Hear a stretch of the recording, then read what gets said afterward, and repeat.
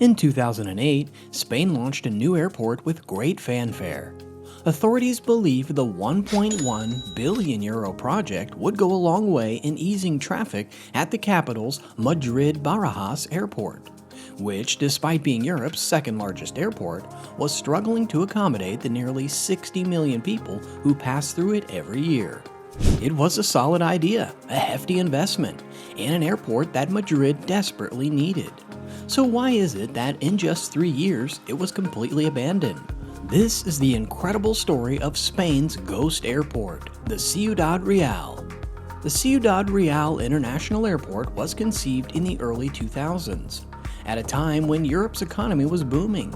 In Southern Europe specifically, this success had resulted in increased funding in various construction projects.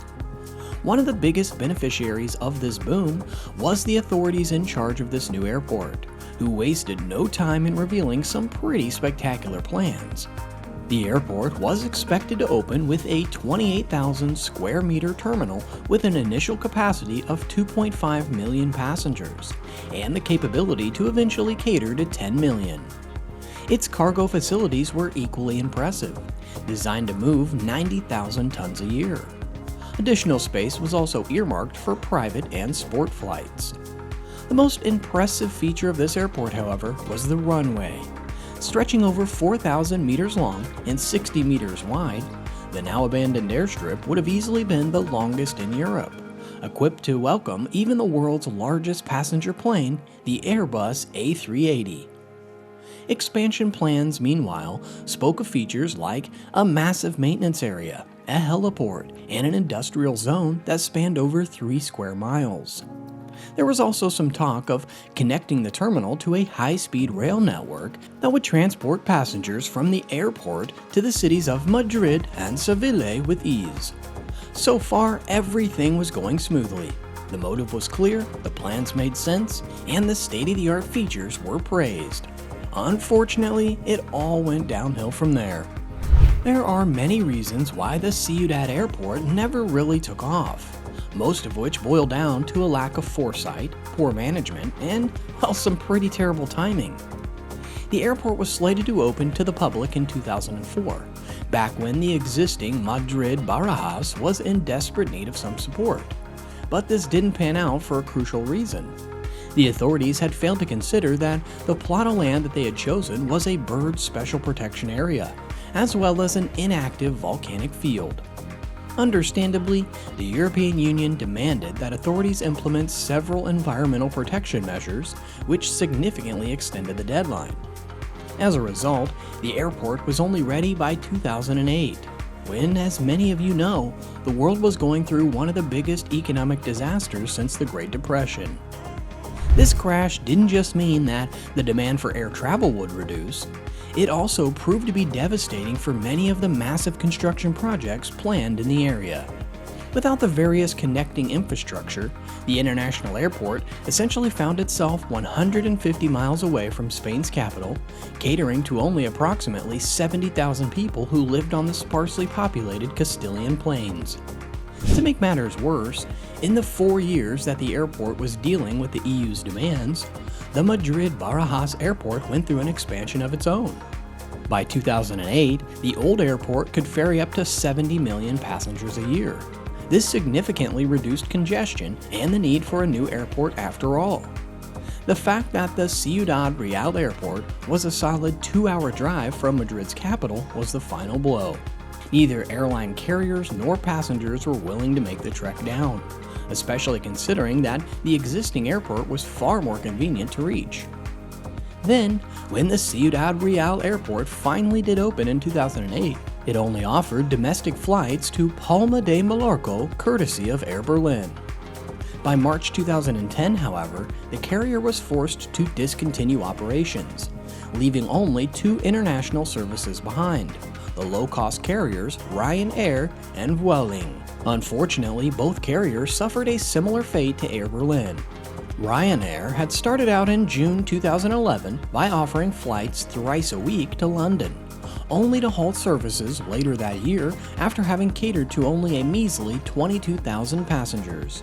This left Vueling as the only carrier still flying out from the facility, with flights going to Barcelona, Paris, and Palma de Mallorca. But that would prove to be unsustainable too. Eventually, on October 29, 2011, the last flight flew out of Ciudad Real, leaving the €1.1 billion megaproject completely abandoned. The following year, the airport announced that it was €300 million in debt and filed for bankruptcy. The project, which aimed to cater to 2.5 million passengers in its first phase, was officially done after catering to only 190,000 passengers in its entire career. Yellow crosses were painted across the runway to officially signal the end of Ciudad Real.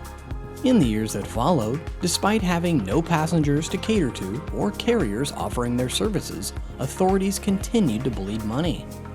While this may have come as a surprise to the locals of Ciudad Real, observers had warned of this eventuality long before.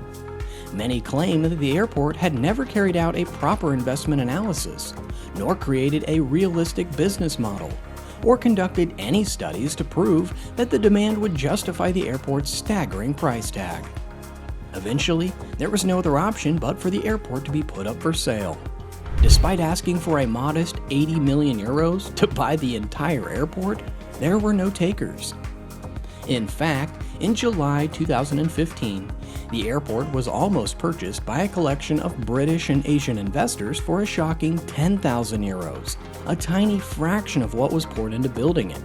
Fortunately for the authorities, the bid was rejected by Spain's commercial court for being too low. Then, later that year, another €28 million bid was submitted, but that proposal fell through as well. Eventually, after 7 long years of hosting no one but a top-tier team that managed to sneak into the airport, it was sold for €56.2 million to Ciudad Real International Airport SL.